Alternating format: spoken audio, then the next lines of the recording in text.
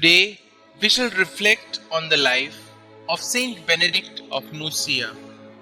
Born of noble parents in the small town of Nursia in Umbria, Italy, St Benedict spent his youth in Rome, but the dissolute lives of his fellow students and the sadly discovered state of the country then under the Arian Theodoric the Goth prompted him at the age of 16 to give up everything and to seek salvation as a lone hermit in a hidden cave high above Subiaco.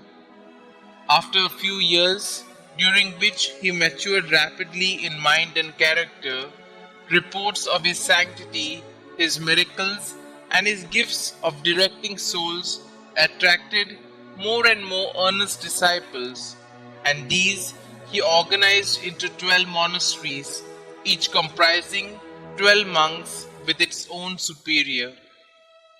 Benedict also instituted schools for the Christian education of the young, but this very success led to the instruction of numberless curious visitors from Rome to the envious hostility of other monks in the neighborhood.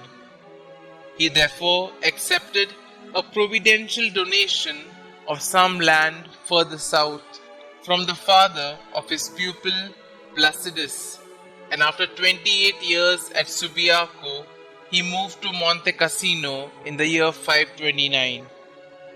There he established a great abbey which became the mother house of the Benedictine order for the reclamation and regeneration of Christian Europe.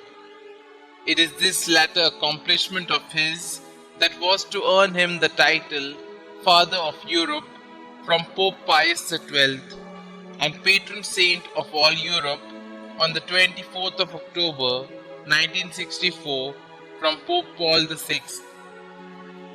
In contrast to the seclusion of Subiaco, the new foundation was set like a great beacon on a mountain top halfway between Rome and Naples.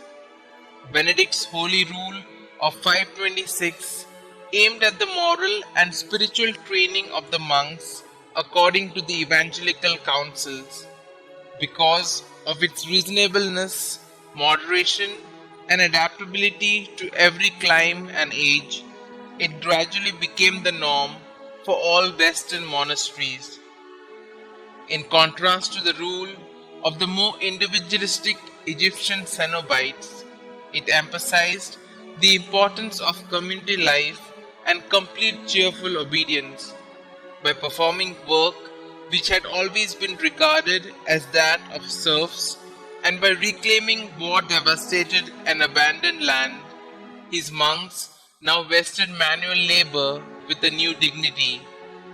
To work was added prayer, the Opus Dei, the humble acknowledgement of God's presence throughout the day by brief public acts of faith, praise and adoration.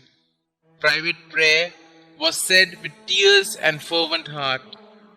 The vows comprised poverty, chastity, obedience, and the stable attachment to one monastery for life.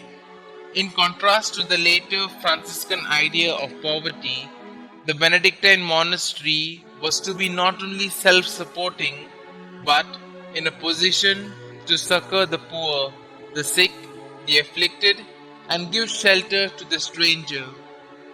By their teaching, studying, and copying of manuscripts, the Benedictines preserved the Greek and Roman classics through the Dark Ages.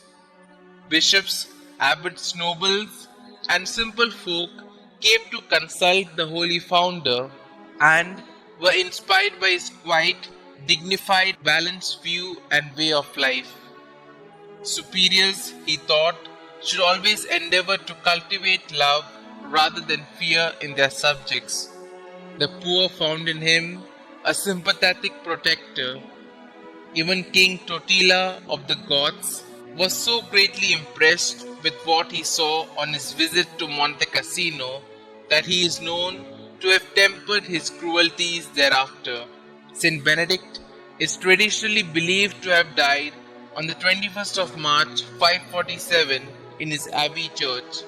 his hands raised heavenward in prayer after having received Holy Communion before the high altar, and buried next to his sister, Saint Scholastica, in the oratory of Saint John the Baptist at Cassino. Though not a priest himself, his order has given to the Church no less than 24 popes, 4,600 bishops, and over 5,000 saints. Besides its liturgical and missionary labors, it has rendered invaluable service to the humanity in art, science, and agriculture. This patriarch of Western monks is invoked in cases of the stone and of poisoning.